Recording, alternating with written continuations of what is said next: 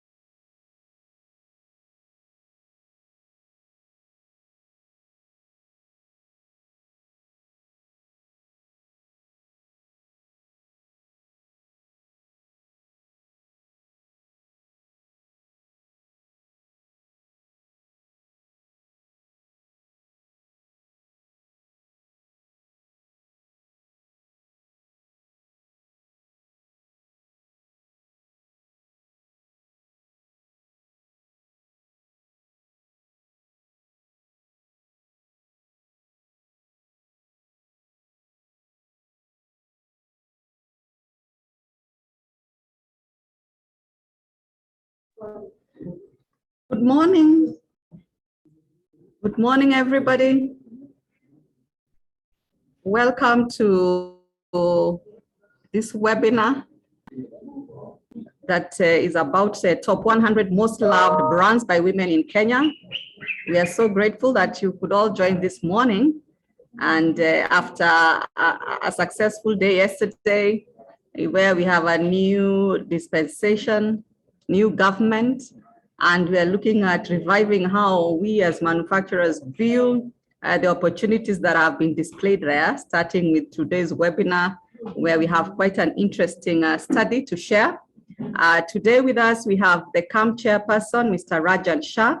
We also have Ms. Eva Muraya, BSD Group CEO, and Ms. Koi Karaoke, our Ipsos Senior Research Manager, joining us this morning to share wonderful insights about top brands that women love, women being the highest consumers or decision makers in purchasing influences. So this morning, we would like to share with you quite a bit of information from the CAM side, the insights on manufacturing sector, as well as markets and brands.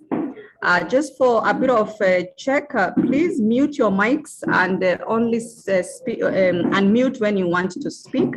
We shall have presentations done first, and then at the end of the 3 presentations, we shall open up for Q&A session. Feel free to type in your questions in the Q&A section or in the chat, and we shall pick that up. In case you feel you may forget, you can still type in as the presentations go on. Otherwise, we welcome you, and we are quite excited to have you. Allow us to start. It's now 10:05, and the others can join us as we continue. And I'd like to invite the CAM director and the board chair. CAM is Kenya Association of Manufacturers, for those who may not be members of CAM, to speak and open the session. Welcome, Mr. Rajan. Thank you, Joyce. I hope you're able to listen in. First of all, let me give you a heartfelt good morning to everyone on the call here. Let me first appreciate the presence of Eva Muraya, the CEO of BSD Group, Ms. Kui Karaoke, an Ipsos Research Manager. I want to appreciate all the people on the call here today, CAM members and other audiences. Good morning to all of you. I believe we are all energized now. We've just yesterday had the presidential inauguration, and now we are ready and energized and rolling up our sleeves to start our next journey as manufacturing. So it is a great honor to welcome you all this morning to learn on very interesting topic around the dynamics of the Kenyan woman consumer, purchaser, influencer. For the manufacturing sector to grow, access to local, regional, and international markets is crucial. By accessing these markets, our local industries can expand, guaranteeing a thriving value chain, both backwards and forwards within this country, subsequently creating the jobs and wealth for many of us. And this is what the new government has been alluding to, and the president mentioned that in the speech yesterday. As we continue to create awareness on local manufactured products, it is crucial that we also understand what consumers want as it influences the development of our brand strategies. Women make half of the population, and hence it is critical to pay attention to them as consumers. They influence between 70 to 80% of household purchasing. Hence, it is critical for brands to refocus their attention to women. Furthermore, the purchasing power of women is increasing, more so with the increasing capabilities to purchase products that were traditionally thought to be men's. Globally, women control about $20 trillion in annual consumer spending, which is estimated to hit 25 to 30 trillion in the next 5 years. On a similar note, annual earnings by women currently at 13 trillion is expected to hit 18 trillion in the same period. This presents phenomenal opportunities to understand their buying behavior. Even traditionally, items like machinery, tools, and vehicles, which was the forte of men's decision-making, is now increasingly influenced by women. At CAM, the drive around women in manufacturing is also something that is so critical and strategic, because women play and will continue playing a more important role in the industrial development of this country. Value for money is another critical influence on women's purchases. The focus on these emerging markets shall guide manufacturers in understanding their tastes and perceptions to give them value when developing products and services at the most competitive rates with maximum benefits. We are honored to have Ipsos and BSD team with us today. They will be sharing data and insights drawn from the top 100 most loved brands by women in Kenya 2022 study. The study is a game changer. It shall guide policymakers, investors, business owners, brand managers, entrepreneurs, public sector, and other stakeholders in developing strategic business and brand decisions. It also cements women's rightful place in the economy by giving them a say on products used in the country. For instance, it highlights the strategic role women play in making decisions in the household in terms of what products the home shall use. The study also gives insights into how brands can understand women consumers in terms of demographics, psychographics, and behavioral profile. This shall in turn enable brands to develop strategies that appeal to women, hence develop their markets by targeting this key demographic. Going forward, it is essential for manufacturers to fully analyze what works for their customers and consumers and ensure that they leverage on various market access channels available. We must also remember that we live in an extremely competitive world, and as brands, it is our role to understand what brands mean to audiences. By doing so, we will be in a position to make the feel-good factor of a brand palpable for stakeholders who continue to use our products, and also devise ways in which to make the brand appealing to stakeholders who opt for other brands. I wish all the best in the engagement, and I encourage the participants to proactively engage in the conversations today. And may this be one of the first and many engagements we have around this subject. Thank you all. Thank you. Thank you very much, Rajan, and a big hand clap. People can clap from wherever they are. We thank you so much as you take the new leadership also as a CAM chairperson. We appreciate the guidance and the insights you provided for businesses to consider brands. Thank you so much. Next, we shall have the founder and CEO, BSD Group, Eva Moriah. She's a regional award-winning brand strategy and communications expert and running this company, the group, which comprises of Brand Strategy and Design Limited, Avid Public Relations Limited, Whiteboard Advertising Limited, and Brand Code Africa Limited. They are all a knowledge sharing and talent development consultancy. Wow, 4 companies in one group. Eva is a serial entrepreneur and also co-founded Color Creations Limited, the first advertising and branding business to gain the Global Quality Management System Standards, ISO 9001-2001 certification in Sub-Saharan Africa in 2007. Eva has more than 20 years industry experience and quite a lot to share. I'll allow Eva to tell us the rest as she introduces the background of the study and the relevance to us manufacturers who are looking to build brands and grow our business across Africa and beyond. Thank you. Thank you very, very much, Joyce, and thank you for your kind introduction. And good morning to all our participants. And thank you so much for making time to join us today on this very, very important discussion. Chair Rajan, thank you very much for hosting us so early in your new tenure as the chair. We celebrate you. And I want to say that I celebrate you doubly because I am aware that today is your birthday. So happy, happy birthday. We celebrate you and wish you an excellent new year. You are birthed in alignment with a new government. So like you have said, there's a lot of new energy and excitement in the air as we think about, a new dispensation. So we are looking forward to that. But like as Joyce has said, I'm an entrepreneur. I call myself a brand innovator, a brand communicator, a brand manager.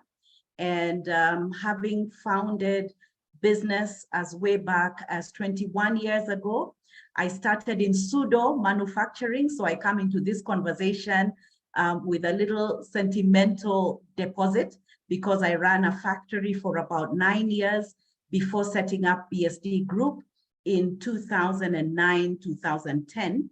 And the journey has been very interesting. So perhaps the best way to create the context, Joyce, is to say that growing up, if I can tell a story, growing up, I was raised by my grandfather, my grandparents, and I was completely oblivious of any iniquity that existed. We grew up, my grandfather, bless him, he was a very progressive man. He gave fair chance to the boys and the girls in our family. If you wanted to go to school and do well, you needed to just do that. There was never any insinuation or preference of any gender. And in fact, when he decided to sort out his estate, girls received equal share to boys. And so I'm giving a context of having grown up very socially confident that I, as a girl, as a young adult, as a woman, had equal opportunity as any other person. Woe unto me when I became an entrepreneur in 2001, which is when I set up Color Creations in partnership with some colleagues. And beginning to pitch for access to credit, for example, became difficult. Why? Because they needed collateral and I didn't quite have it in my name. And I'll never forget one instance when I walked into a bank, having won a big contract by about the 4th or 5th month of my business from one of your members here who trusted me with a big contract, but I couldn't take it to the bank and access credit because of so many constraints at the time. And that for me was very baffling. And in fact, I remember the branch manager coming to me and saying, so you want to borrow this money, Mrs. Muraya, but are you aware that we need permission from your husband? Is your husband aware you're borrowing? This is 2001.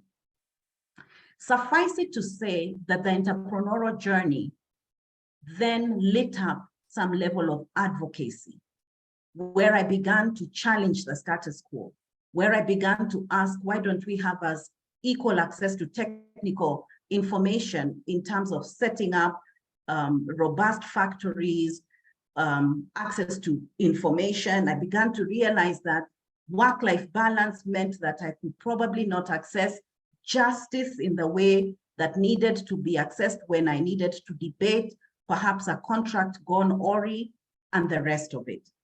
So the craft of brand building, whereas it continued, a passion around advocating for women's economic empowerment was birthed out of my entrepreneurial journey. And so in 2018-19, as we were just getting to celebrate 10 years of BSD Group, we began to ask ourselves, what will the next 10 years of BSD Group look like? And that question brought us back to what really have we enjoyed to do as BSD? Indeed, we've enjoyed building, innovating, retiring, reinvigorating brands. We've enjoyed communicating them. We've enjoyed managing them with great success. But then we've also enjoyed unpaid work around championing for women to have a more enabling environment because of the power of influence and because of the power of transformation that is residual. And then it occurred to us as BSD that the woman consumer, notwithstanding the power that she holds, sadly has remained in many instances, whether it is around communication or whether it's around product development or whether it's around creating distribution convenience, generally been ignored or omitted or underrepresented or misrepresented, etc. And then we thought perhaps the next 10 years and more of BSD will be strongly associated with beginning to bring this information into the requisite boardrooms so that people can begin to use the data to strengthen their propositions, make more improved operational decisions, create efficiencies, expand markets because of the residual power that this woman carries. So it also correlates with the fact that data is indeed today the economic currency that is non-negotiable. If you don't have data, then you are compromising on a lot of business opportunity. So we decided that we would go out, gather the data, package it to make a case that allows us henceforth to get boardrooms discussing the woman consumer.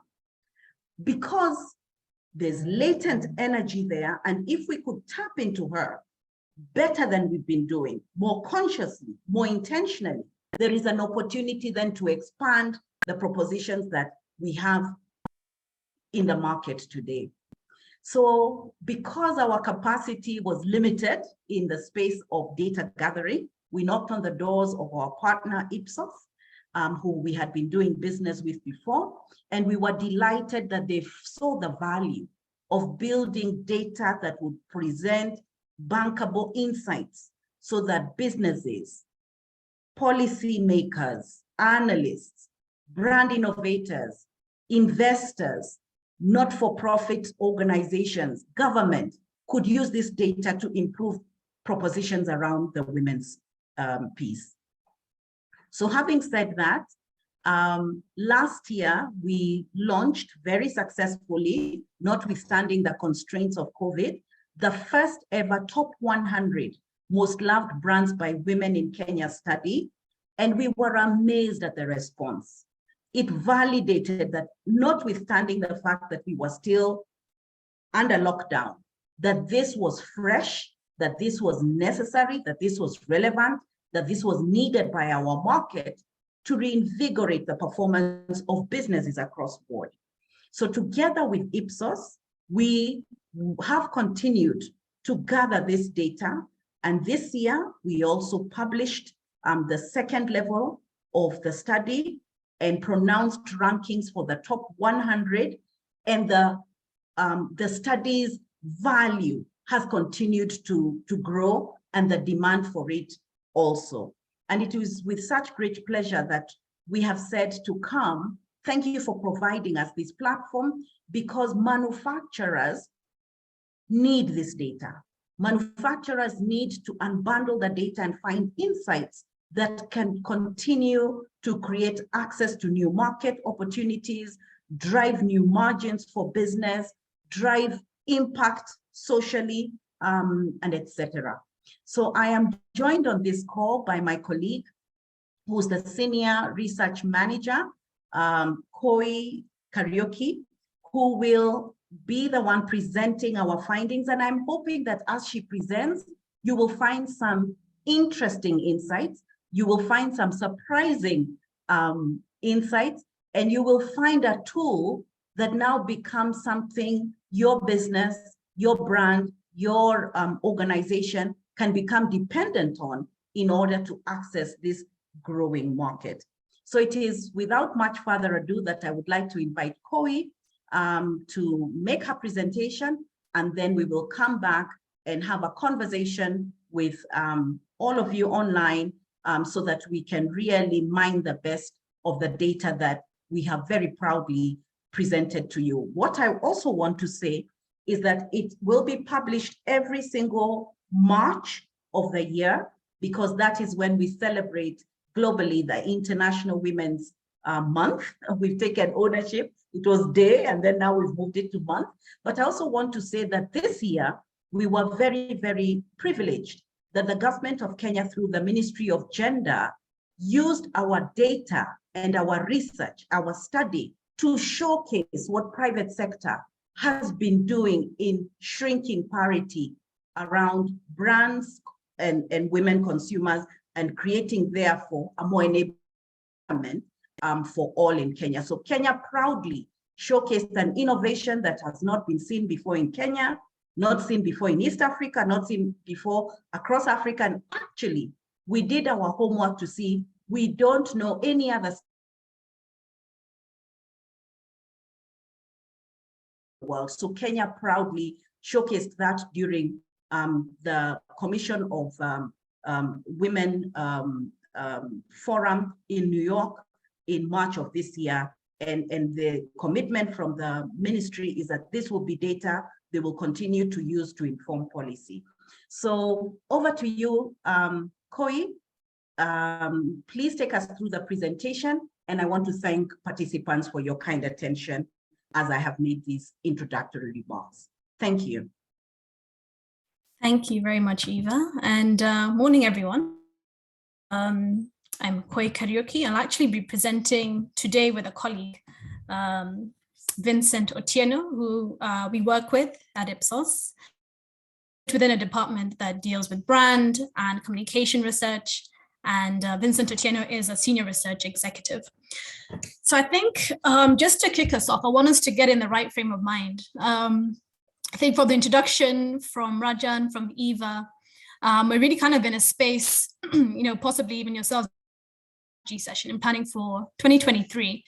And, for us, we're here to see how we can kind of think about the woman consumer, think about, how do we connect with her a bit better, so at least we can grow our brands, grow our products, and just grow our influence within this consumer segment.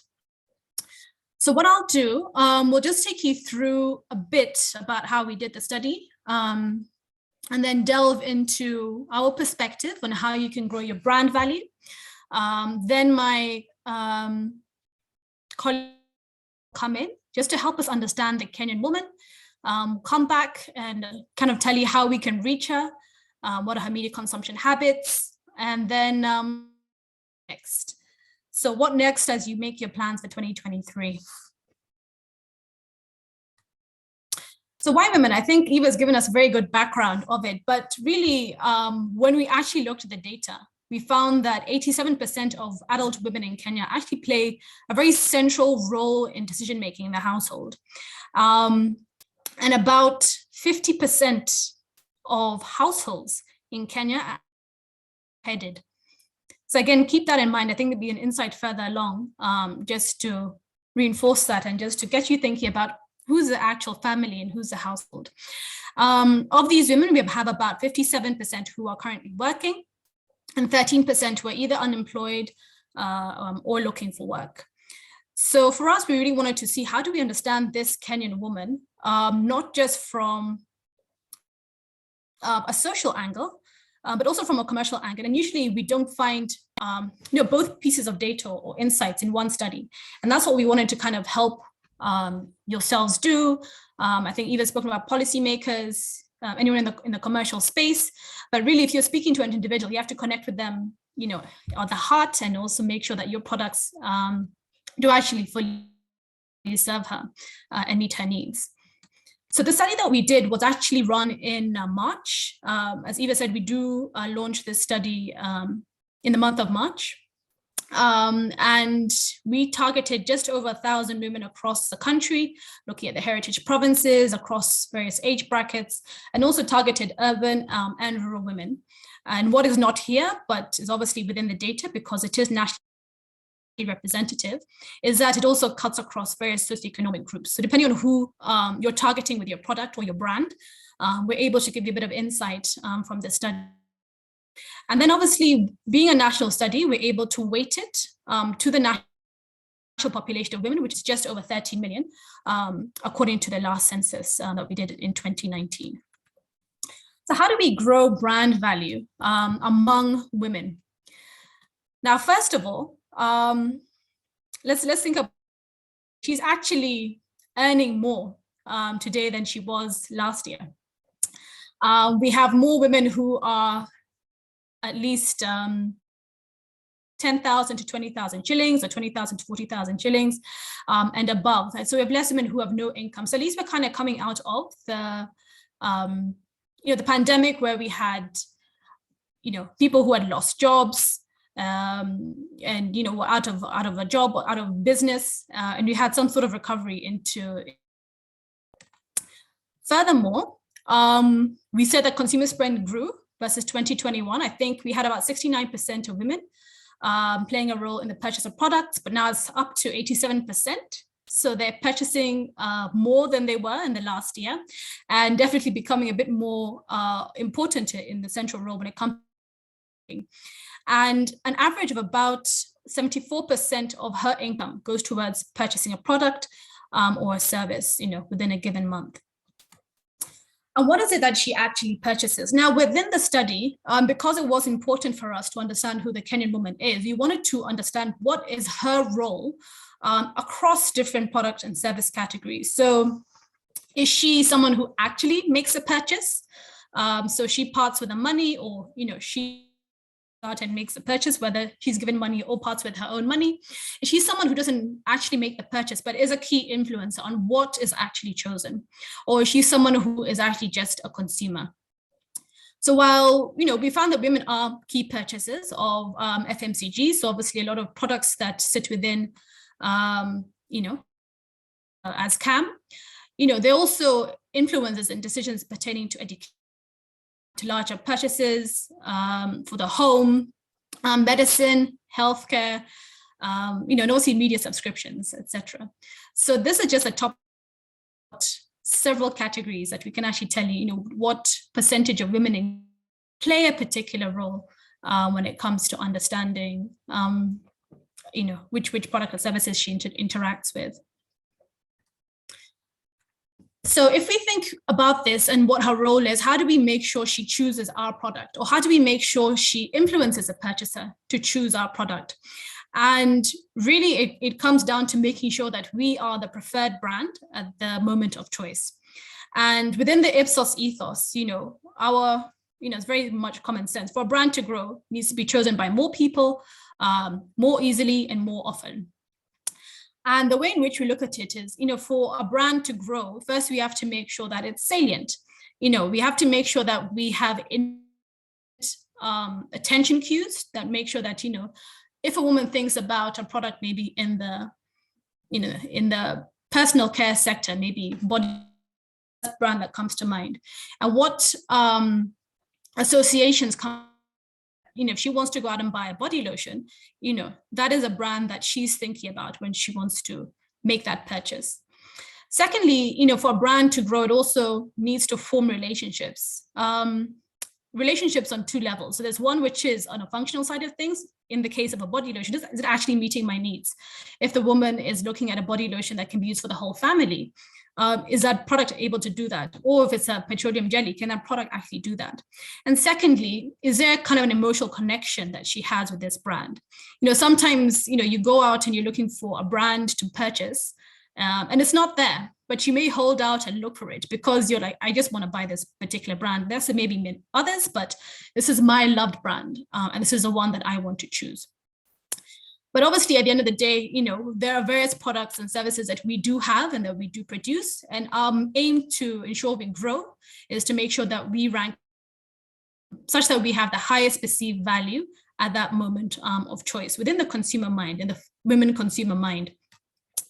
And then, of course, we have to make it easy for her to choose or to use that brand. Make sure that we can manage any factors that would help her pick our brand.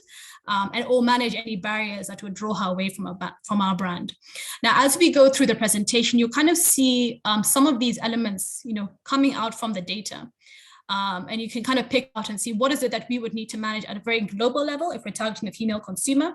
But I also want you to think about what you're doing in your business, what has worked and not worked for you, and maybe where the gaps are, and how we could possibly address this from the study. Now, let's delve into some of the brands. I want to just keep in mind all these factors we spoke about, brand that is salient, a brand that forms relationships, makes it easy to choose, when we have a repetitive experience with a brand, there are very many cues that come into our mind, and the network of these cues in our mind strengthen. And all of these basically make up what a brand is perceived as within the consumer mind. And this is really what the study is able to show. A brand that is loved is a brand that has very many positive associations within the consumer mind. And it's a brand that's doing well. So for yourself, you can look at how you can benchmark yourself with your peers, or benchmark yourself with, brands, peers being people in your category, or brands of a similar size in different categories. Now, when we ask the women the brands that they love across the board, we asked her, okay, yes, you told us you love brand X. What is the main reason for this? And, possibly, these are reasons you're like, okay, this makes sense. It's a brand that is easily accessible, and it's a brand that is affordable. And these are two reasons that have come out quite consistently when we did the study last year and we did the study this year. However, this year, with a consumer that is a bit more discerning, there's a bit more money in her pocket, they're looking for a brand that is also of high quality. And high quality, if you look at a tangible product. But when we look at the service industry, good or excellent customer care is, the third most common reason for brand love within the service sector. So again, the consumer is not just looking at, more of your hygiene factors. It's looking at, okay, what is it that you're going to deliver for me that gives me a better experience than, an alternative brand. But beyond this, we wanted to actually see what can we do to tangibly measure the value that all the brands that women say that they do like have.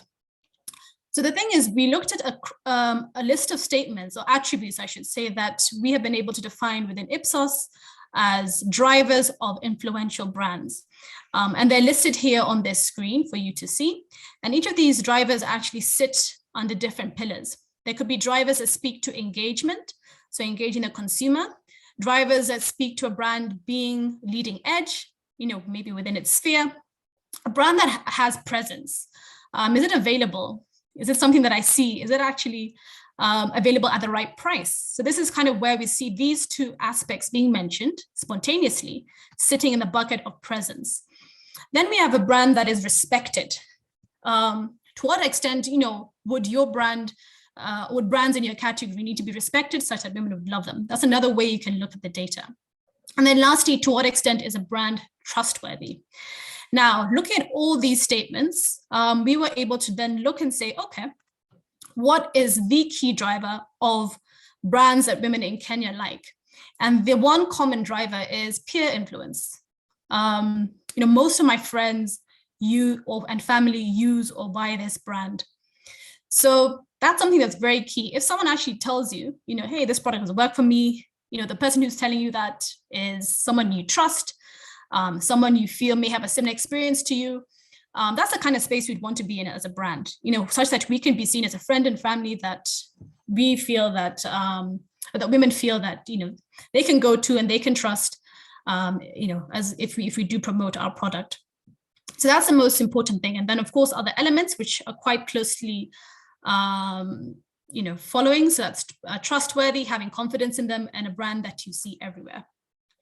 So we said, okay, let's look at all of these drivers of the brands that women in Kenya like, and say what is actually most important for them.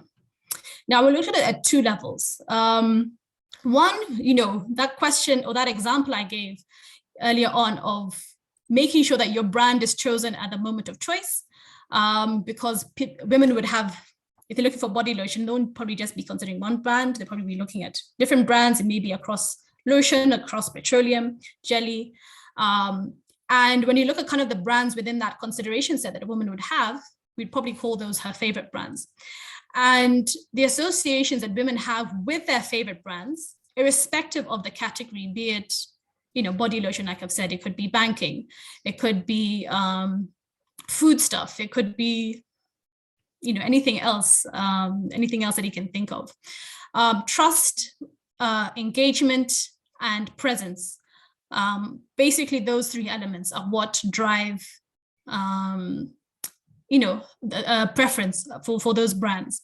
But for a top 10 most loved brand, These brands actually are brands that are very much present in the everyday world, everyday language, either brands that advertise a lot, they see everywhere, are available at the right price. So this is kind of where we see that switch. And then trust comes in second, and then engagement comes in third. So for us, we need to see, okay, this is what we're looking at a general level. What is most important for my category? What are women, what aspects would drive women to call our brand favorite or to call our brand the most loved within our category, and things that we can look at from this study. So these are the top 10 brands, the drivers for them, and the top 10 brands from this study, 2022, are listed here. So Safaricom, M-Pesa, Airtel, Equity, Arimis, Our Star, Always, Coca-Cola, Naivas, GoTV, and KCB. Now, when we said, okay, let's look at these top 10 brands, and what is it that we need to do to make sure that we, in that sphere, and just to kind of reiterate this, the fact that these influential brand drivers are very key to brand love, we were able to look at what was the ranking of these brands. So these are the brands in order from number 1 to number 10. And how does it correlate with the strength of associations that women in Kenya have with them? And there's a very, very strong correlation. The stronger association they have with all these statements or all these attributes, the more likely they are to actually be higher ranked. So again, something that we can look at and see how we're going to position our brand going to 2023. What do we need to tweak? What is the perception of our brand amongst women is in line with what we feel we're communicating? And the beauty of this is that we're actually able to go and see, okay, if this is a strong correlation, what is working for each brand? And you can do this within your category, but we're looking at it amongst the top 10 brands. And really anything above 100 over here on this line kind of tells you that this is an edge that a brand has compared to its peers. Here we're saying the peers are the top 10 most loved brands. So a brand like Equity, for example, is a brand that scores very highly as a respected brand compared to all the other brands in the top 10 list. A brand like KCB has got very high associations on trust compared to its peers in the top 10. M-Pesa, Safaricom, Airtel, Coca-Cola, and also GoTV to a certain extent, playing very well within presence, scoring above 100 on this aspect. And then leading edge, again, GoTV is doing well on this side. So there's something that the business has done within the last year, because it is one of our biggest movers from 2021 to 2022 on the ranking, to make sure that people feel that, hey, this brand is leading edge, and would therefore bring it up into the list of the top 10 brands, most loved brands. All right, so just looking at all that information I've shown you, I just want us to see how we can summarize what is it that is important for us to consider at a very general level for the Kenyan woman when it comes to building that brand affinity with her. So if you look at the aspects of brand desire, that is making sure that they love our brand. How do we get our brand to be endorsed by her peers, such that it's a brand that is highly recommended, that would drive them to choose it? How do we make sure that we are a brand that is present in her day-to-day life at the point of purchase? How do we make sure that our brand is trusted? Obviously, sometimes this is something that will take time, to be established such that you can attract confidence from consumers. But what else can we do to build trust? We had a host of attributes of the trust element. Then we also need to make sure that we're adding value to her life. This is one of the drivers we had on the list, making sure that we are fundamental in solving a tension within her life. And I think as we go further, when my colleague Vincent comes on board, he'll speak to who is that Kenyan woman, what is important to her and what's important to her life, so that you can think about, okay, what are we going to do to add value to her life by understanding her from that realm. Then making sure that, we're doing things right from our operational standpoint. So making sure we're accessible, available at the right price. We have a good range of products that suit her needs.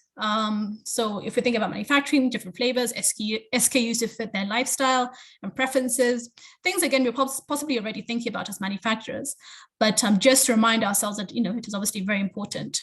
Make sure you have product features that fit her preferences, and also have products that are of good quality.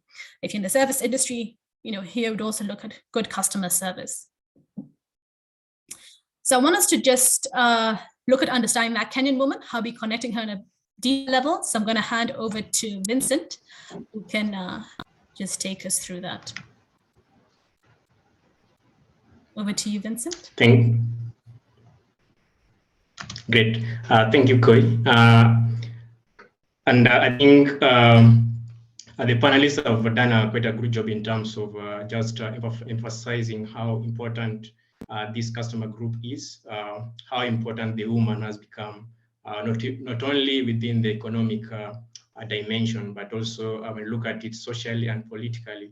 If you've been following the electoral process, I know some of us have been watching in amazement as you look at the judiciary, most of them are women. You look at yesterday when the KDF were handing over the president's sword over to President Ruto, you'd see that the women that were delivering this were the people that were delivering this were actually women. So you can see that in all dimensions, women are becoming very important and are sitting at the higher table as well. So just to delve deeper into understanding the psyche of this consumer, I'll begin by just looking at what are their demographics, who are they in terms of what do they do in terms of the job, are they employed or not?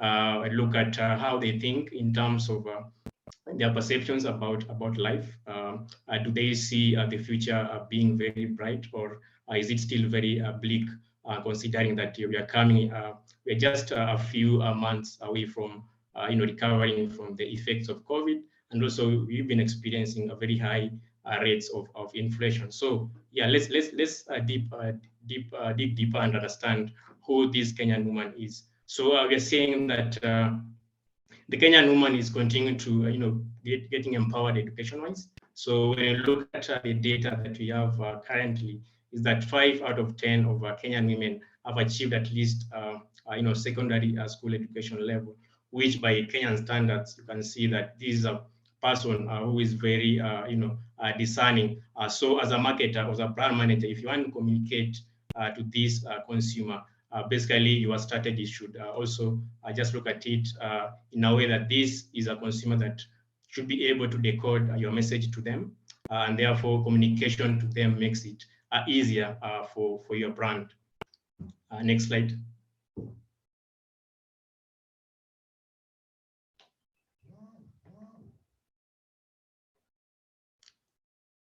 Next slide, please, Koi.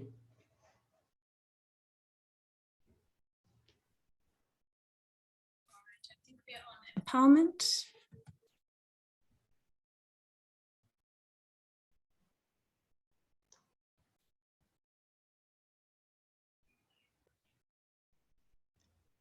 I don't know if it has moved. Still frozen from my end. All right, there you have it. Yeah.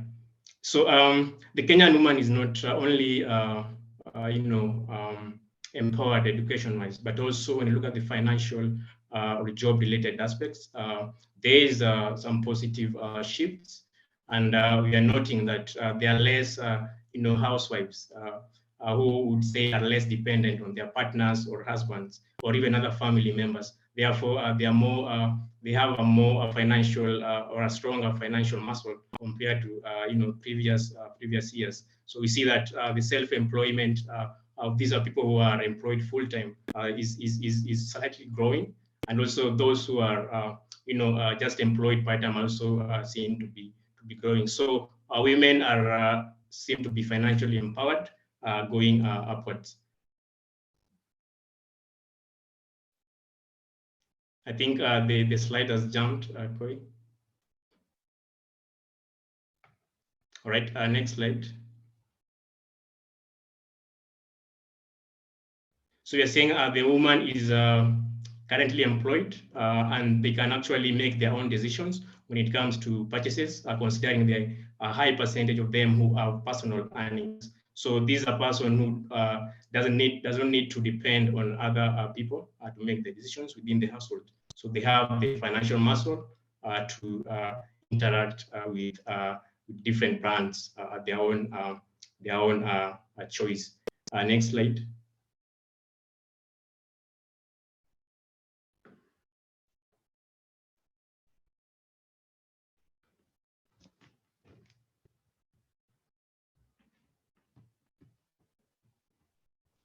I'm still on the occupation.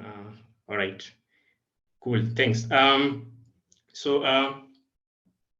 This economically empowered woman is you're seeing that there's a drop in those of them who are living with their partners. So yes, they are married, but you've seen this decline over the months. So we're having individual or mothers or single mothers who are living independently and are able to, they make their own purchases when it comes to the household decisions, categories they interact with. They make their own decisions without having to seek approval or having someone else influence what they purchase within these households. And this is trickling down to the different social economic class as well. So we see that there has been a growth in terms of the size of the middle class, that is social class, C1 and C2s. This basically tries to also explain the bigger picture of how economically these people have been empowered over time and now are able to make purchases on their own with their financial strength. Next slide.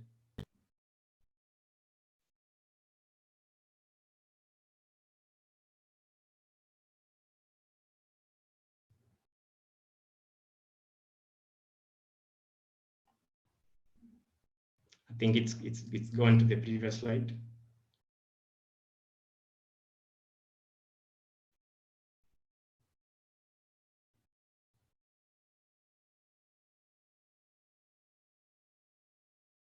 Okay, so yes, we're saying that this customer or the women are they live on their own. Most of them live on their own, or they're separated from their husband or partners, and therefore some of them are single mothers. They live with their sons and daughters. So there's responsibility of making sure that these children are taken care of, solely lies on the woman. Therefore, she's taking more responsibility, so not only on purchase of goods within the household, but also how do these children also make it out in life. So we are seeing that 5 out of 10 women that we spoke to are mothers, of which half of them we found out to be single mothers. So this basically tells us how important the woman is when it comes to making decisions within the households that they do lead, as Koi has pointed out as she was introducing the study. Next slide. And so with this picture we're seeing here is so we are saying that the woman is has a larger responsibility compared to relative to other periods we've seen, and therefore despite all that, despite the fact that they are empowered both financially and education-wise, there are also other adversities that they do go through. For example, they still feel there's poor economic empowerment amongst them there, and this is basically enhanced by the rise in cost of living, and therefore the government also hasn't been very helpful in terms of trying to subvert these kind of issues that face the woman. There are also barriers to ease of doing work. So yesterday during the inauguration, I think the current president highlighted how they're planning to ease all those prerequisites for someone to SMEs to work without any restrictions when it comes to running businesses and accessing credit facilities. So these are some of the issues that this woman is currently still facing as a consumer. Next slide.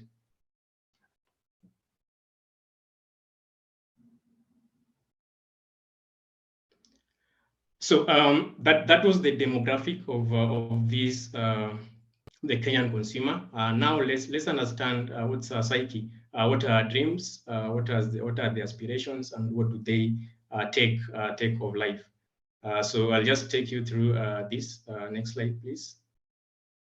But first, let's have a snapshot of what's just an overview of what's happened within her dreams versus what we saw last year. So yes, we are saying that the woman is empowered financially, but they still are hopeful for more growth when it comes to their finances. They are also family oriented.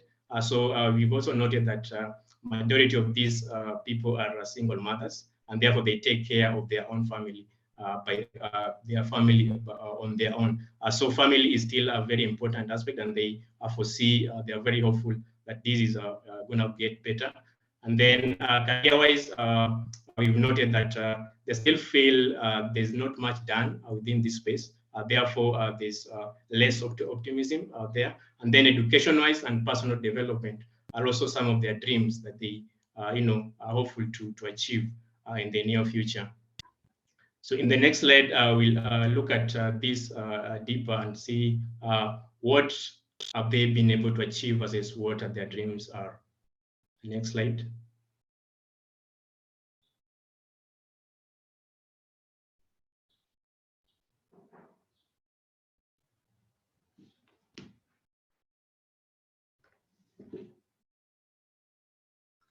Okay, so in terms of comparing what the dreams of this Kenyan woman is, so we are seeing that high finance, career development, family, education, and health or fitness issues are some of the dreams that they have, they want to achieve. But comparing this to what they say they have achieved over the past 12 months, we see that there's still a gap, and there's still a very long way to go for them. Finance, take it for example, has the largest gap. So I know despite them, earning more compared to last year, we see that there's still a long way to go for them financially, given the current economic outlook of the world and the country in that context. Career-wise, there's still a gap. They still feel they haven't achieved the level that they actually dream of. Family, education, the only area that they've seen to be an improvement, or rather they can balance of what they've achieved versus what they dream of, is around health and fitness area. Next slide.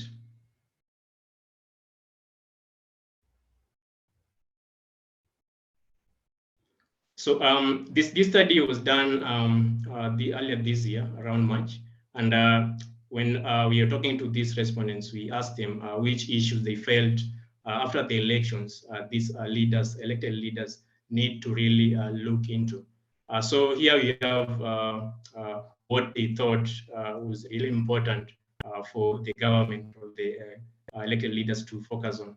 First of all, on the far left is what worries them, or what are their fears currently, and that is losing family members, and this could be mainly attributed to health issues and not achieving their goals in life. So these are around personal development, which are comprised of employment, education, and all that. Getting very sick, which is also a health aspect. Poverty and social inequality. So this is empowering the Kenyan woman to be independent when it comes to education and economic work. So with this in mind, what they say the government should really look into is, first of all, they want education to be focused on. I saw yesterday the elected president was also talking about education and how to solve the current situation with the CBC. We also talking about employment. So how do they solve the current unemployment rates within amongst the youth in Kenya? And this is where they came in with the story around giving ease of access to credit facilities through the Hustler Fund. And then health-wise also, they talked about the NHIF, people contributing amount that are that is actually corroborating what they're earning. And so this, I think, for me, would be the first. I think it's the first step towards achieving universal healthcare when people contribute according to what they earn for them to access health services through NHIF. And so these, amongst all these, are some of the things that the Kenyan consumer is actually hoping that will be getting better with the new government in place. Next slide.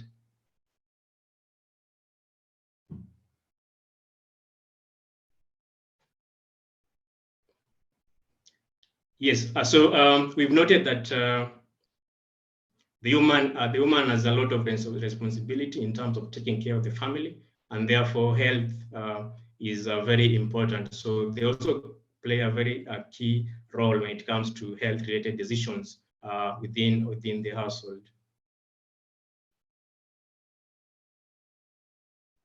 And here you're seeing that 4 out of 10 of them are actually making a very important decision when it comes to health.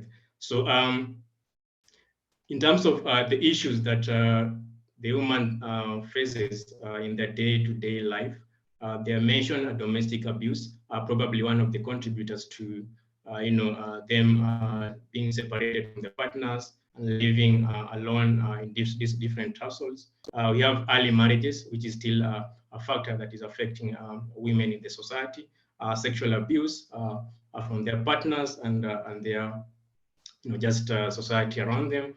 Poor economic empowerment, and then inequality. They still feel there's still work to be done when it comes to equality at the workplace.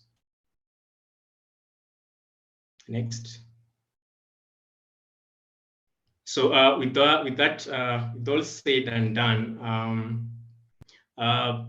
we wanted to understand from the Kenyan woman consumer if at all they are optimistic of the future. So this is comparing what they experienced in 2021 and what they foresee 2022 year being like. So we see that optimism levels have actually declined compared to last year. Probably I could attribute this to the current economic situation. People are still reaching from the effects of COVID. Inflation rates are currently just peaking. They're not dropping anytime soon. So the optimism level amongst these people is quite low compared to last year. And of course, despite all this less optimism, they still have hopes that there are other aspects within their lives are basically going to improve. So we're seeing their personal life, they're saying this is going to improve, family, their friendships, relationships, and education as well as their finances. So overall, you can see that these people, despite them seeing the future not getting better, but they're still hopeful that some of the aspects within their life is going to improve. And therefore, as brands, as we think about growing the brand value, we not only need to focus on how better we make the functionality bit of our brands as marketers, but also how do we understand or connect with this consumer with other dimensions socially, so that we can see, you can look at the best way to approach them, for them to feel that connection, and then for them to grow a brand desire with you, and therefore having a positive effect on your equity or brand value in that regard. So at this point, allow me to hand the mic back to Koi to take us through the last bit of the presentation. Over to you, Koi. All right, thanks, Vincent. Okay, so I think we've just gotten to get a bit of an overview of who the Kenyan woman is, what her reality is. And obviously earlier on, I spoke to you about what is it that actually influences her when it comes to establishing brands that she loves within her mind. But obviously the next part is, once we do understand that, is how do we reach her? And from our study, we found that actually 98% of Kenyan women, and we spoke to adult women, actually have a mobile phone for their personal use. So these women are very accessible. They're very easy to be reached. And of the 45% of women who own a mobile phone, this group actually owns a smartphone, which is up 8% from last year. And basically what we're saying is about 5 million plus adult women in Kenya can be reached online. And we know that there's a particular skew to the youth, 18 to 34-year-olds. So we're, as women, we're reachable across the nation. We're also online, and we're actually watching TV a bit more than we used to. And then we're accessing the radio on an average day. So about 7 out of 10 women in Kenya watch TV every day, but also close to 4 out of 10 women access internet on a daily basis. So very reachable. The print sector has dipped a bit. Looking at newspapers and magazines, this is a platform that we're not as active on or easily reached on an average day. Now, we can actually look at this data because we did go nationally at different levels. And when we want to look at how women access media in urban areas and in rural areas, we find that, this trend where we watch more TV than we access any other medium is more prevalent in urban areas. And actually 1 out of 2 women in urban areas access internet on an average day. So much, much higher on that level. On a rural level, despite what we've known that radio is king, about a 50-50, equal split between, or equal access, I should say, between TV and radio. About 6 out of 10 women in rural areas watch TV on an average day as much as they listen to radio.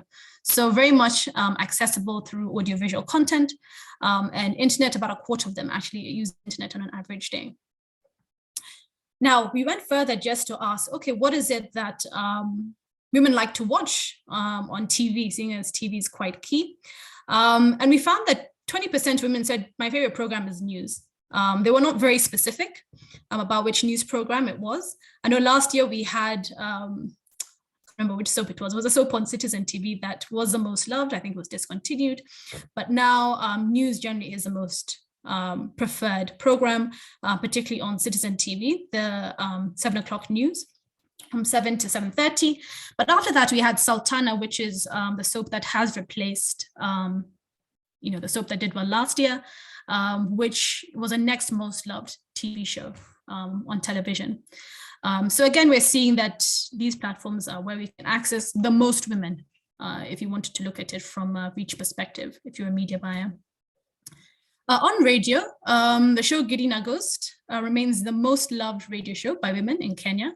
This was what we had also last year, but there's a bit of a dip, about 8% dip versus last year. So there's a bit more competition that radio program is facing in this year compared to last year.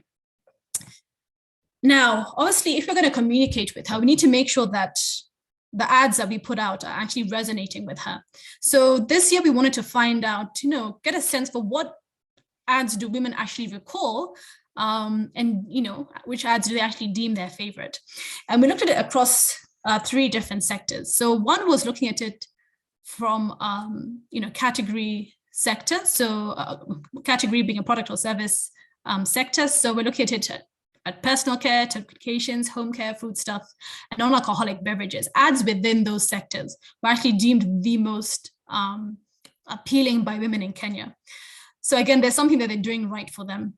Now, especially within the personal care sector, we saw soft care, be it the diaper or sanitary pad ads being deemed the most popular within that segment or within that sector.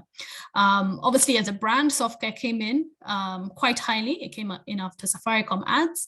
And also we saw the presence of characters like size 8 really being, one of the drivers of brand love, of ad love, I can say, or ad preference for that sector. But again, you can see some of the characters that are listed here. Mogaka, who we do is also with Safaricom, Selina, Lulu Hassan. So quite prominent characters are actually helping our brands get noticed. And if the storyline and narrative does resonate with the woman, they'll deem it an ad that is one that they would prefer. So something for us to consider who is actually influential within the sphere of the Kenyan woman today. We think back to TV, internet, radio, the platform she engages with most, the shows she engages with the most. And also we do have much more information on the social media platforms and also social influencers that she prefers. So something that we can also look at when you're curating your brand narrative and communicating with this woman. All right, so just to wind up, what next? I think we've shown you quite a few data points looking at drivers of brand love, what attributes should a brand have, who the Kenyan woman is, what is her psyche, and how do we reach her? And I think the next question is like, okay, so how do we really use this data as manufacturers, as brand managers, as decision makers? And I want us to just look at two examples. I think for us, the main thing is for us to help you connect and grow with her. And I want us to just look at this chart here for Safaricom. And we saw Safaricom was the most loved brand this year and also last year. And some things that we can actually understand about this woman who says Safaricom is the most loved brand. Compared to the average Kenyan woman, she's got dreams for her career and for her finances more than the average woman. Key issues that this woman faces, actually sexual abuse and violence more than the average Kenyan woman, and this is what the chart is showing. She's got a mobile phone, probably not surprising if Safaricom is the most loved brand. She's a woman in the phase of her life where she can be employed. Unfortunately, she's more likely to be unemployed than the average Kenyan woman, but we also do have, a few of them who are self-employed or employed. So you can see how that ties into, the skew that we do have for dreams within her career phase or, financially related dreams. The woman who loves Safaricom, largely we see more women within your lower socioeconomic class, that is C2D, who actually love the Safaricom brand. So if I was Safaricom, maybe I'd say, let me see what I can do to work on our upper socioeconomic classes. How do we connect with them a bit more? And then also women in urban areas, as opposed to rural areas, are more likely to say Safaricom is their most loved brand. So think about it. You can look at your brand, or alternatively, you can also look at your sector. Now, remember, we also look at data to find out whether the woman in Kenya is a purchaser, an influencer, or just a consumer of a particular product or service. And here we want to just look at the agricultural sector. We want to look at people or women who are purchasers or influencers in this sector. And just picked out a few data points. If you want to connect with this woman, and we operate within the agricultural sector, what can we do to, one, make her feel recognized? What makes her feel recognized? And how do we communicate with her in this way? Compared to the average woman, what makes her feel more recognized is being involved in a decision-making process. Moral character is something that makes her feel recognized. So, operating with good morals. Good relations with people. That makes her feel recognized more than it does for the average Kenyan woman. Business, good treatment by others, and obviously having a job. So if we're going to be speaking to her in a narrative that we want to connect, to her with, these are elements that we can bring into that communication, so we can really connect with her on that level. If you want to look at her fears, are we able to address her fears in the way in which you communicate, in the way in which our products or services are positioned? So taxes is a big fear for her compared to the average woman. Inflation. Then we have aspects of healthcare. She's quite conscious of that. Coronavirus actually popped up. She's more concerned about the coronavirus than the average Kenyan woman. And then obviously aspects to do with losing family and friends, which also speaks into healthcare. So could we kind of tie in a narrative that helps us alleviate those fears that she does have, whilst making her recognized? And then also speaking to her dreams. So she's got family-related dreams, career-related dreams, and financially related dreams. So just think about how you're going to be positioning your brand or kind of bolstering your brand strategy into 2023. How do we make sure we connect with her, not just on a tactical level, making sure the product can be reached to her, making sure it's priced well, which we've seen in a drivers of brand love. Make sure that we actually truly resonate with her. Such that we can always be, the brand of choice, even if, things change. I think Vincent had mentioned the economic situation. We saw financial issues related to poor economic empowerment being a key issue still today, even though women are earning more. But if you can connect with her, on a much deeper level, maybe, you can still retain her as a customer, even if things get a bit shaky on the operational pricing side of things. And we can go beyond that. This is something that we can possibly share out with you, but there are a host of different information areas that we have across 30 plus different product and service categories. So if you're looking at wanting to understand your category, we can do that.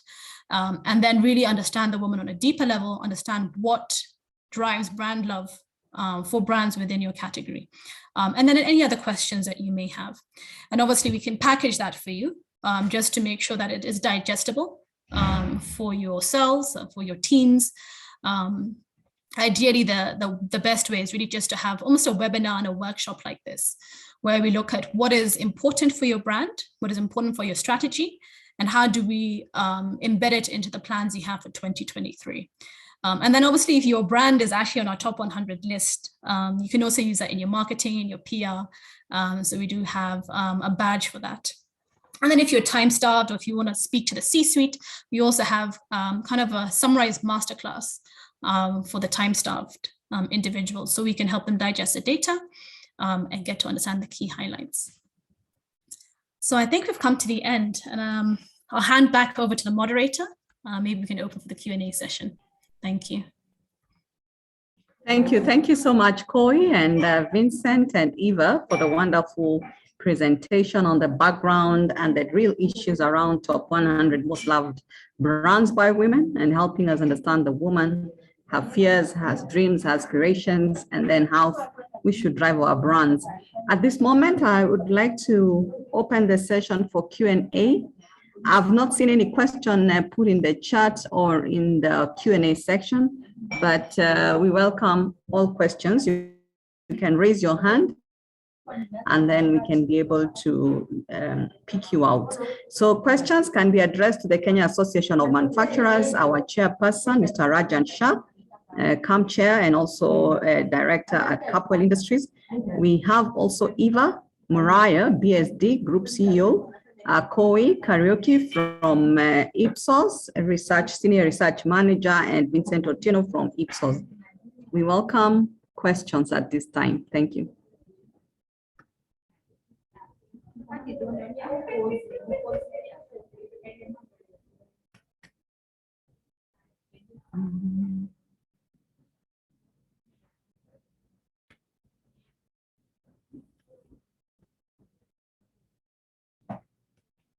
Winnie Maru, I can see you. You can ask your question. And next, Zaina Ali. Winnie Maru, we can take 2-3 questions before they are responded to. Winnie, go ahead and ask.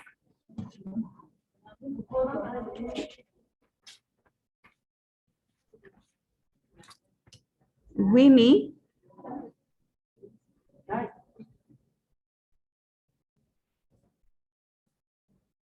Is Winnie able to unmute and speak? Okay, we can have Zaina Ali.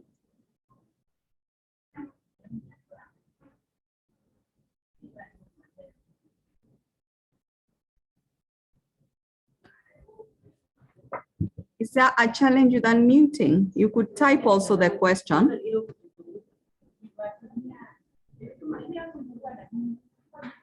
Oh, Grace, people are not able to unmute themselves.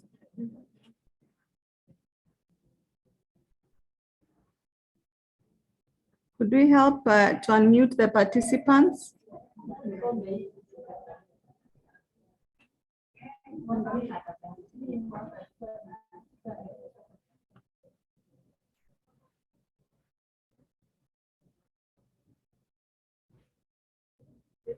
Grace, are we able to unmute the participants?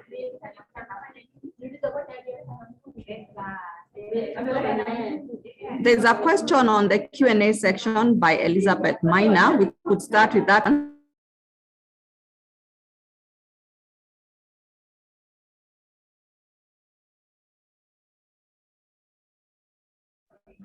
There's a question under the categories. Was there a deep dive into specific subcategories to help make the insights more actionable.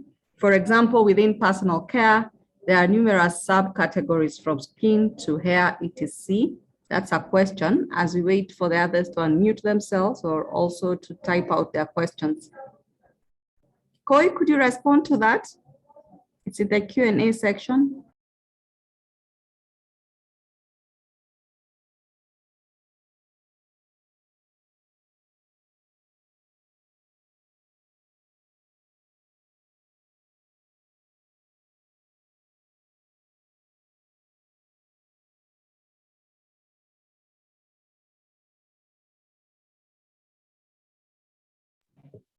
Koi, are you able to respond Joyce, to the? Joyce, she's unable to, she's lost her screen controls.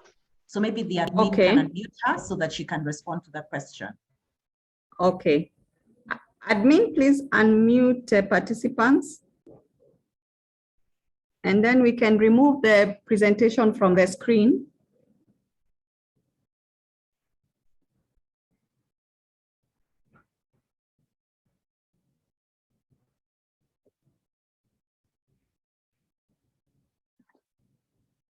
Joyce, as we prepare for that, perhaps just a comment, given everything that we have seen this morning and everything that we have understood from the study. Joyce, can you hear me? Yes, I can hear you. Go ahead. Just as Koi gets situated, at BSD, we have always rallied around a formula that brand is the subtotal of label times meaning to the power of action. In other words, label covers for the identity, the look, the thing that I can functionally attach to your brand. But the multiplier there is meaning.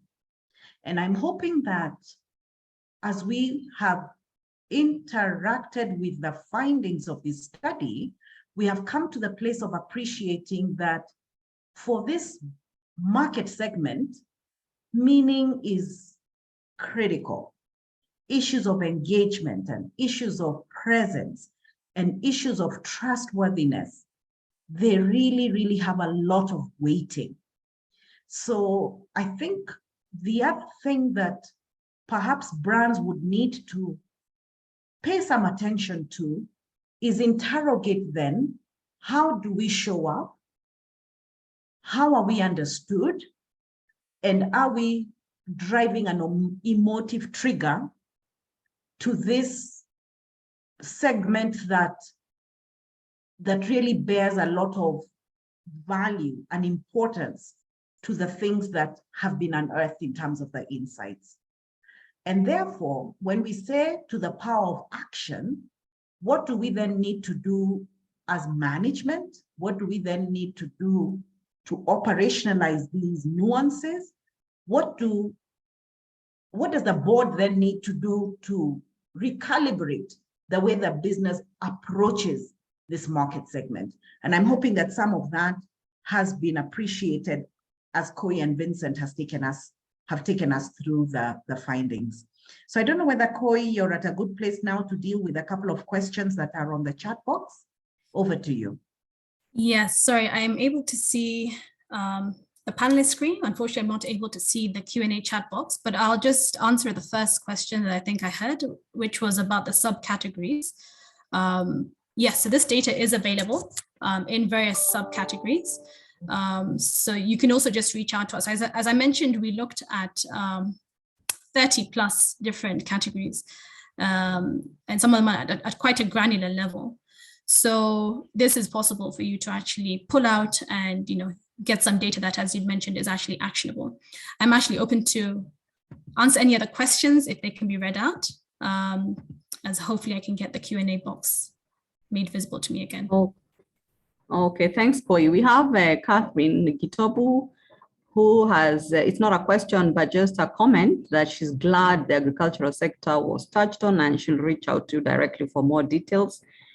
We have Somebody also saying that like the PowerPoint presentation shared with them. We have Maggie, who is asking, was there a deep dive on women nutrition and the brands that meet this need? Maybe you could answer that as we wait for other questions. All right. Nutrition is not something that we touched on, but we did look at two aspects. So there's one, we looked at the food sector, just to look at what brands women, let me show my video, women in Kenya actually do love within that segment. And that's something that we could correlate with another question that we did ask on what are your financial goals or financial health and fitness goals and dreams. So we can look at what is that interplay between brands that are loved in the food sector, between those who do have health-related goals. And then within the goals, we actually ask them what it is that their goal is. So if they have anything specific to nutrition, that's also something that we can pull out for you. With your permission, Joyce, I think just to ride on an answer Koi has given around that, I think there's a lot of implied insight around her fears and anxieties.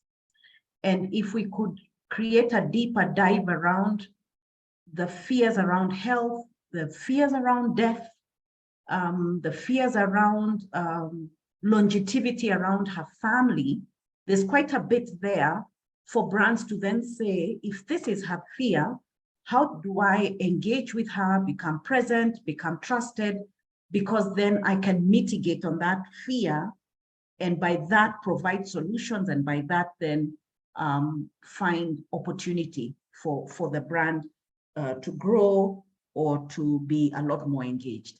So I think there's things there that you could conversely then ask, so what is the meaning of this in terms of mitigating around the areas that are her biggest fear, her biggest area of anxiety, and then like Koi said, her aspiration.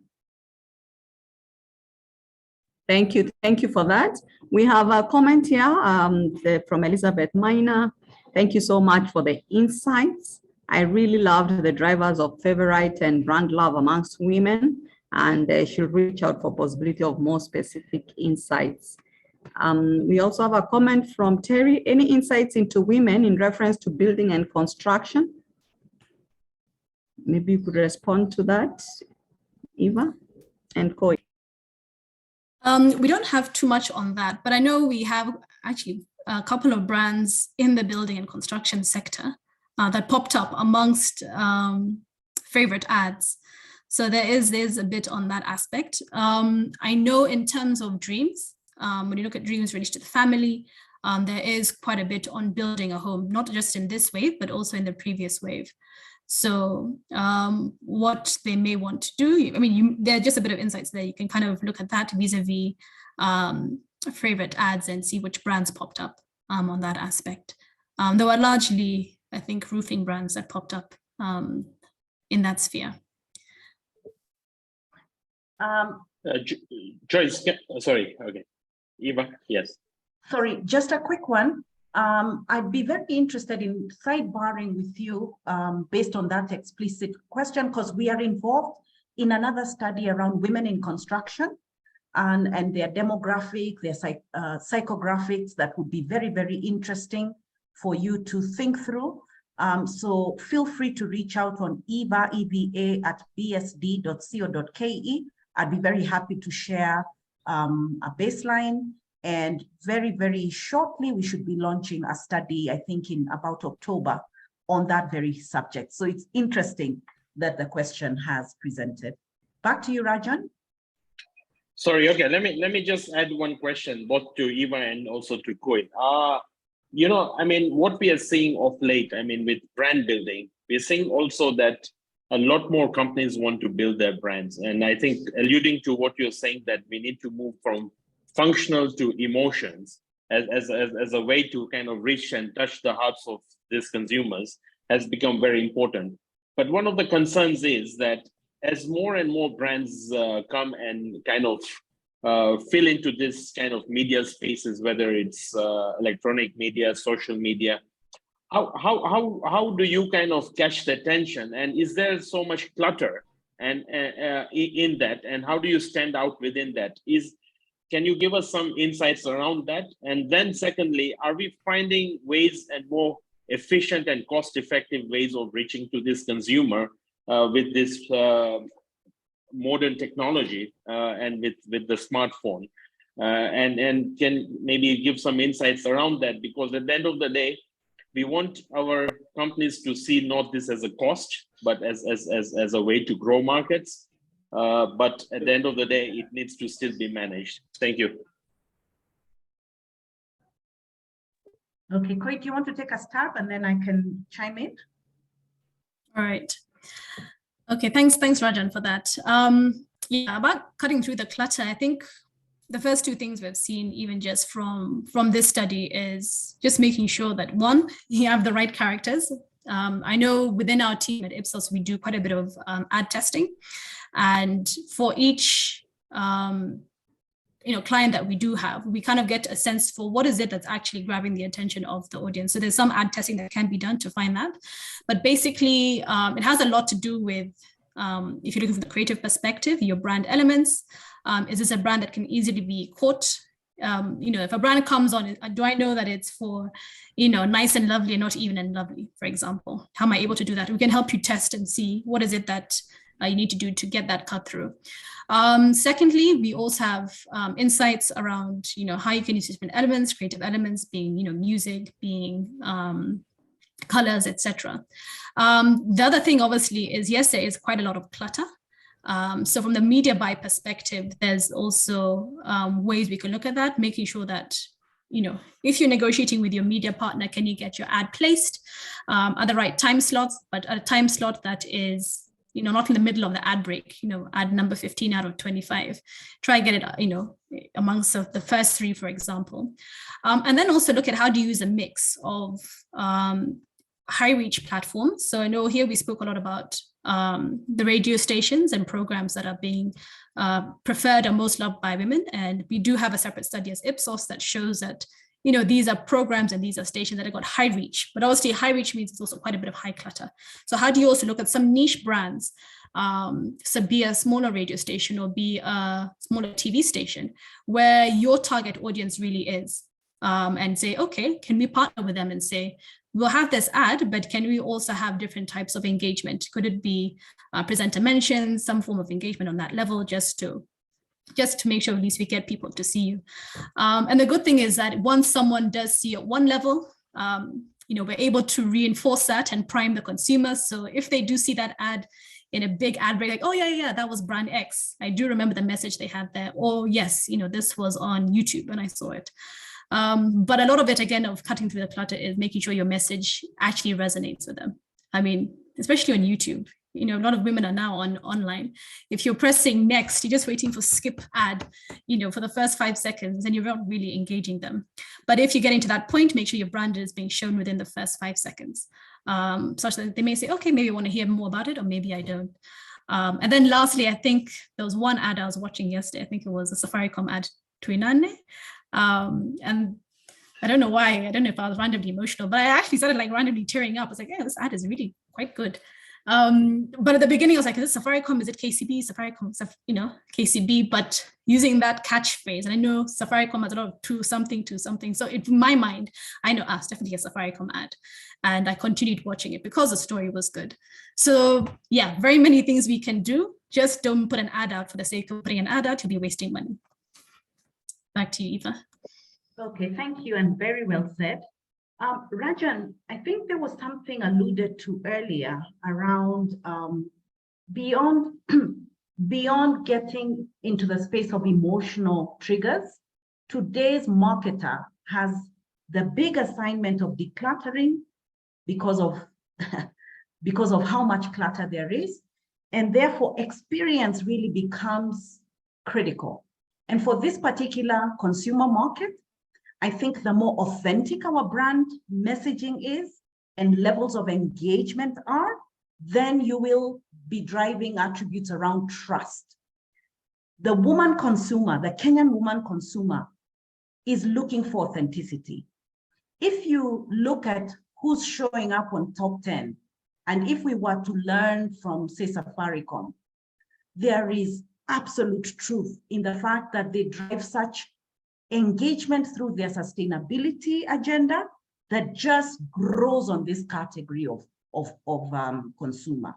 So I would speak into innovative strategies, things that disrupt and cause us to then pay attention where, your head above all the other category noise. I would think authenticity is absolutely a non-negotiable, that it is true. This thing that you are doing causes me to feel and fall in love with your brand because it's authentic. You've done this for community. And in a space and age when sustainability is really the way to go, we don't have a choice but to engage because it's got a return on the business. I would speak about storytelling.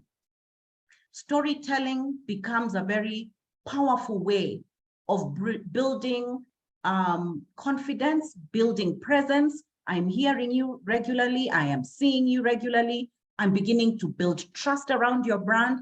So these are the things now that brands need to do much more than, with all due respect, putting up a billboard or going into the ad. All those have their place, but it's got to become a lot more authentic because this category, without a doubt, she's relying on referral. She's listening to peers. She's asking on social media who, when, how. So peer reference is key. And if peer reference has to exist, it's existing because the reference has engaged, has experienced, has trusted. So there's a whole new shift in the way brands need to engage with this particular category. I hope that that is helpful. Thank you very much. Thank you. Thank you so much, Eva. I don't know if Amina, you're able to unmute or you could text your question. Are you able to unmute? Okay, ask your question, Amina. Hi, Joyce.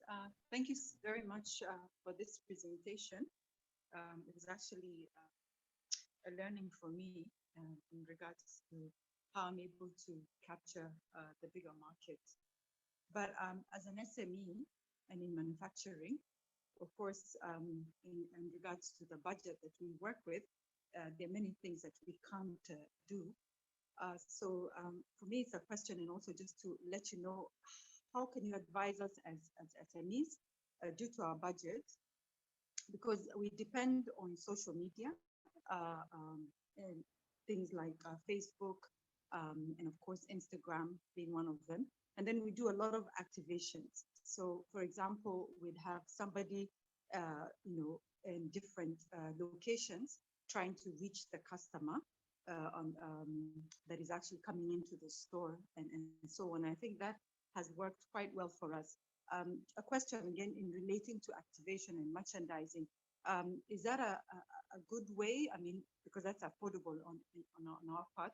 And then secondly, I was going to ask the organization that has made this presentation, whether maybe one day you take it to regards to look at the brands that are made locally by women within the SME, and also, tell us, who they are and what are they doing to get to wherever that they've gotten. And some of us who probably need to improve ourselves, can we use the same method that they're using? Because we're not in the same level as Safaricom and any of these other bigger companies like Equity and so on. So that was my comment and question. Thank you very much.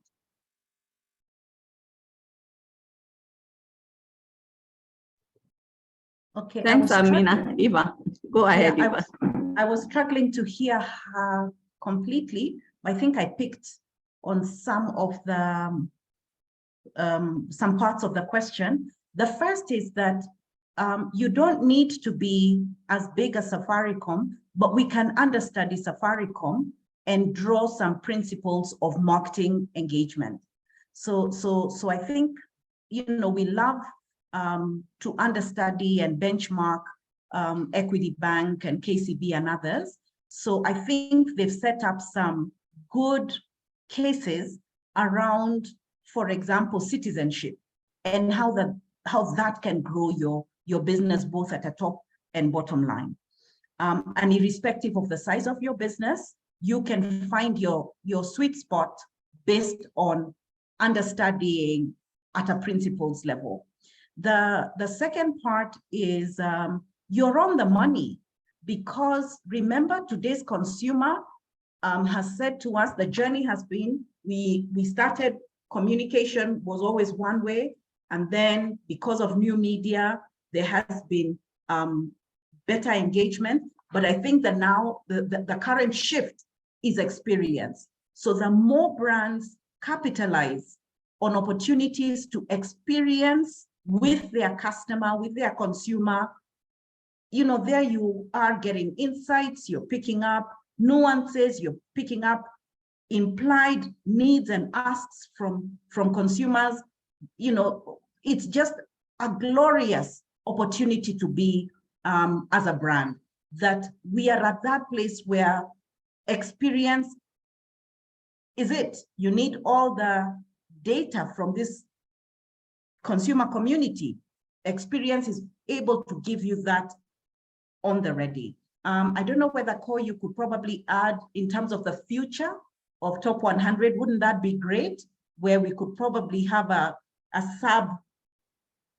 study that focuses on a different category. But like I said, Amina, we unveiled this last year, and we are hoping that this study would mature around the region and eventually become something that Africa showcases under Top 100 Most Loved Brands in Africa. But in terms of the SME level, or specific to those brands created or made or produced by women, lovely challenge. We'll take that home and see what we can come up with in growing this particular asset. I hope that has responded. Koi, do you have anything you want to chime in on? Actually, just a comment. I think for Mina, actually quite a few of the brands in our top 100 list, yes, there's Safaricom, but there are actually quite a few big brands that didn't even make the top 100 list, established, global brands. A lot of them are actually SMEs, very local brands. In particular regions, you'll find, M-Pesa is not the number 2 brand. Maybe it's a local brand, like a rice brand, for example. So there's something that we can actually still learn from this data. Because I think if you've seen even Aramis is on there as a brand number 5, which is not a brand that we'd expect to be there compared to, global brands that when we look at the narratives of biggest brands, most influential brands, you tend to see global brands. But within this sphere, within women in Kenya, we're seeing that the local brand is very much a brand that they love and that is working for them. So we can always delve down and see what is it that's actually working for them vis-a-vis the global brands. So there's something we can answer there. Yeah, I think on the bit on women who are behind some of these brands, I think if we do have that information, we can tally that with our brand, with our existing data, and see what has worked for those brands that are women owned. Thank you, Koi, for reminding us about Aramis. I actually saw it and I was quite shocked. Because it's really a local, simple brand, but in terms of brand attributes, it looks like they're doing very well, which gives the SMEs hope. And I'd wish to now bring this to a close. Sorry, Joyce. Yes, Joyce, Raja, can I just add something to what Amina said? I think something very important, even from a CAM perspective. Okay. What I'm also listening in from what Amina said is, I think, alluding to the fact that, of course, SMEs require support in terms of guidance as to how to go about to do marketing, and how a new startup can actually do it, of course, given the fact that they have limited resources. And this is something maybe we can also build within our SME hub at CAM to try and bring a lot more capacity building around this, so that there are more efficient ways, more cost-effective ways that we can actually and use mentors. I mean, some of the larger companies, or even some of this marketing organizations like BSD, to see how we can mentor some of these SMEs in their journey. So I think I think there's also a role that CAM can play in supporting many of these SMEs around this. And just maybe as a last comment, Eva or maybe Koi. I mean, we in the presentation we saw the top 10 brands. I don't know whether it's the top 100 brands is something available that is visible and we can see that, so that maybe some of those brands can also reach out and try and get more in depth then and engage with both your organizations. Thank you. Wonderful, absolutely. We have the whole list. It's on our website, www.top100brands.africa, www.top100brands.africa, but we can also share the list with Joyce for circulation. And yes, to what Koi had said earlier, we were exceptionally proud to see that some local brands, in fact, quite an impressive number, are most loved by women in Kenya. So this really does speak into the potential of manufacturing in Kenya, because we need to celebrate these brands, we need to learn from them, we need to let them know that they are most loved in case they are not aware and that they've made that band. But yes, we will share that. And more than that, maybe Rajan, with your permission, is to say that those on this call, and perhaps extended to the larger membership, as we publish the study in the new year, we have an omnibus option. So brands can come back to us and say, would like to ask this specific question, this specific set of questions, as you ask all the others that the research has already been designed around. And this would then be made available to each respective company or organization or brand that would ask. And perhaps later in the year, we will come back through Joyce and remind your members that the study is about to go out, so that you ride on the opportunity that we're speaking to an audience that you already are interested in. What other questions, if you had her in front of you, would you want to ask on behalf of your brand? So thank you very much, Rajan. This has been awesome. Back to you, Joyce. Thank you so much. And in the process of closing, I'd like to ask each one of you to just give final remarks. That is our chair, Rajan Shah, or any call or any final statement, then Eva and Koi. Over to you, Rajan. Okay, thank you. And first, I would like to really appreciate both Eva, Koi, and the team for this really enlightening, very inspiring presentation. I think a lot of insights, good insights, and thank you for partnering with CAM to showcase this to our membership. And we assure that we'll continue this partnership and see how our membership can build capacities, kind of also grow their brands, look at brands in a very different way, look at who their consumers are, and drive the whole agenda. And CAM also has an agenda to grow and grow export-led growth. So to try and also unpack not only the Kenyan women, but the global regional women, the global women, their buying habits, this will also become so much more important.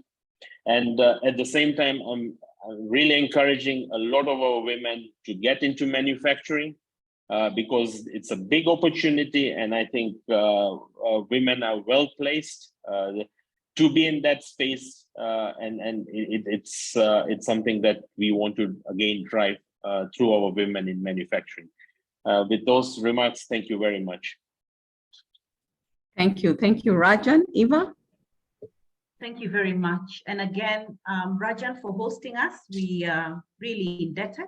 And I'm confident that this is the beginning of a long journey with CAM, because this is a Kenyan study that has been extremely disruptive and recognized now globally. So we are immensely proud of the work. Perhaps to say to members of CAM, the reality we find ourselves today is the backdrop of we've just come out of elections. So that has taken a lot of good energy in terms of business moving forward, the cyclic nature. We're working against the reality of post-COVID, and that has been, tough. We have the Ukraine war that still has proven especially disruptive for our agricultural sector, particularly, and much more. And then, of course, the reality of drought. Data is our economic currency. We now need to get smarter. We need to get finite. We can't afford to second guess ourselves. So invest in the data, draw the insights, because we have so much we're working against as brands. And hopefully you will find your business able to mine better from a consumer market that is waiting to be recognized, is a loyal consumer market, and may not need too much in order to begin to translate benefit to your respective business. So I really urge all members to get in touch with us to see how we can tailor make the data for your respective brand, and for that to inform better success for your business in the new year. So Joyce and team, thank you again for hosting us, and we look forward to the next forum with you. Bye for Thank now. you, thank you, thank you. Final word from Koi. Thanks, Joyce. Yeah, I don't want to take up too much time, but really, yeah, just to say thank you for the engagement and just for being here today. I think I like the questions that did come about, and I can see there's generally some interest. So I think my email address might be in the chat box. In case you have any questions or queries on, how do we help you going forward? We are here, myself and the team. There's Vincent, obviously, who presented as well. So yeah, feel free to reach out. We like solving solutions with data and your issues. So thank you guys, and have a good rest of the day. Thank you so much, Koi. So I wish to thank all the presenters today and all the members and other participants who've joined us. Thank you, CAMP Chair, Mr. Rajan Shah, for participating and also sharing insights on the relevance of how we build brands and how we take advantage of the markets, exports and local markets. Thank you so much also for more reference to the SMEs and how we continue to build their support under the SME Hub. Also, thank you, Eva. Thank you so much for your personal story and your journey, your entrepreneurial journey that's really helping marketers build their strategies and also build businesses. And Koi, thank you for the partnership. Clearly, there's interest in us making better reference into specific sectors in manufacturing, and we are open to discuss this further on how we can give better insights for different sectors within our manufacturing umbrella. Otherwise, I wish to thank you all for coming in, and just to share a nice opportunity. In November, first week of November, we have the Kenya Manufacturing Summit and Expo, which we call Changamka. It's a great platform for brand activations, those who wish to do that, or engaging your consumers. I like the idea of having presence. So it's a good place for showing your presence, building trust, and just engaging with your consumers, attracting new consumers, new business partners, and also showcasing to government the strength of manufacturing and what we're doing in terms of local production, our competitiveness, and generally networking together in this time and season where we are looking to grow Kenya as a manufacturing hub as we prepare to take opportunities in the African market. So I welcome you to come and exhibit at the Changamka Festival at KICC from 1st to 5th November. And also in Kisumu, our first time ever to go to Kisumu from 1st to 4th of December.